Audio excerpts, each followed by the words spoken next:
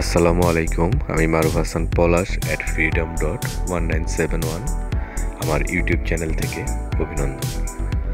সাবেক প্রধানমন্ত্রী শেখ হাসিনা খুব অল্প সময়ের মধ্যেই দেশে ফিরবেন, এটা বোঝা যাচ্ছিল।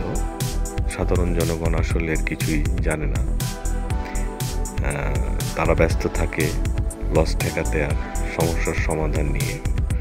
বিষয়টি যতদিন যাবে তত আরও কঠিন হবে জনগণের জন্য। আর এদিকে শেখ হাসিনা আসার রাস্তাটাও খুব সহজ হয়ে যাবে। আসলে কথাগুলো বলছি এমনভাবে যেন একটি গল্প, আসলে তা না। মেটিকুলাস প্ল্যানটি ঠিক এইভাবেই চলছে। বর্তমানের যে মেটিকুলাস প্ল্যানটি, একটা সময় জনগণ নীরব হয়ে যাবে এবং একটি বক্তব্য বা আগমনের দিন গুনতে থাকবে। আর এই পরিবেশটাও মেটিকুলাস প্ল্যানই তৈরি হচ্ছে। এখন প্রশ্ন জাগতে পারে, কত দিনের মধ্যে এমনটি ঘটতে পারে? ধরুন দিনক্ষণ শুরু হয়ে গিয়েছে বহু আগেই, এর মধ্যে 1 থেকে 2 বার সম্ভাবনা সফল হয়নি। কথাগুলো আমার কল্পকাহিনী মনে হলেও বাস্তবতা সংক্ষেপে তাই দাঁড়ায়।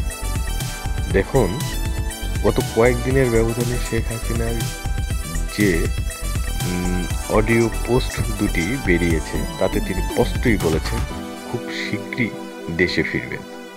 তাহলে তিনি ফিরছেন না কেন?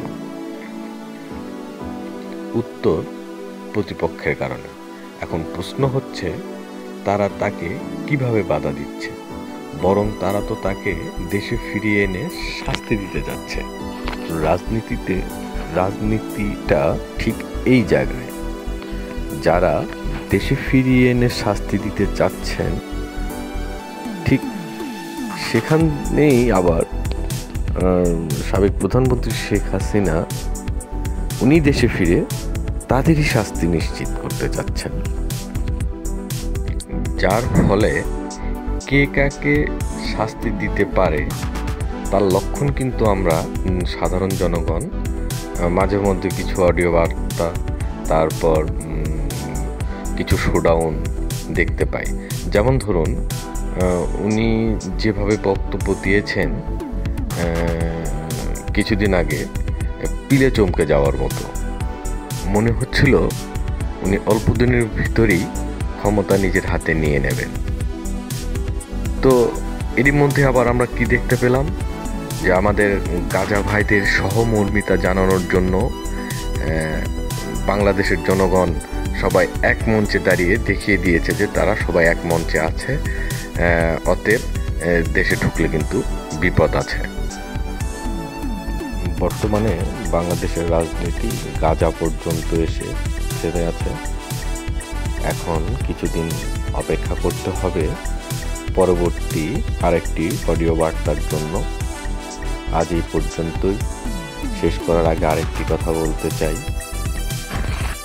এই যে এত কিছু ঘটছে, তাতে আসলে আমাদের মতো জনগণের লাভ কি? লাভ কিছুই হচ্ছে না, বরং প্রতিনিয়ত আমরা অনিশ্চয়তার মধ্যে ডুবে যাচ্ছি। ধন্যবাদ সবাইকে। ভালো থাকবেন, সুস্থ থাকবেন, আশাবাদী হবেন।